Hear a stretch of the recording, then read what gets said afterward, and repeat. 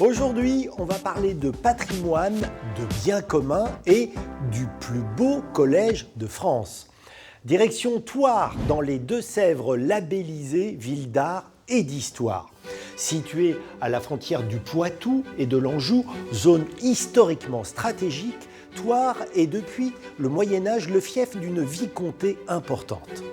Au fil des siècles, la ville s'agrandit, les monuments s'ajoutent les uns aux autres, si bien que la commune de 14 000 habitants est aujourd'hui propriétaire de 16 bâtiments classés ou inscrits aux monuments historiques. Et comme cela représente un coût dans le budget communal, le choix a été fait de les utiliser pour le bien de tous. La mairie est installée dans l'ancienne abbaye du XVIIe siècle. Cet hôtel particulier, néo-gothique du 19e, accueille lui le musée municipal. Et pour le conservatoire de musique, on a décidé de restaurer l'hôtel Tindeau, un chef-d'œuvre architectural du 15e siècle. Mais ce n'est pas tout.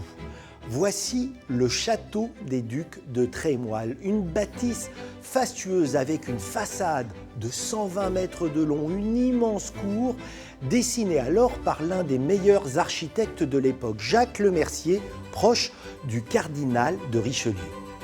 La ville de Thouars récupère le château en 1931 pour y installer un collège, mais les locaux sont aussi vétustes que dangereux.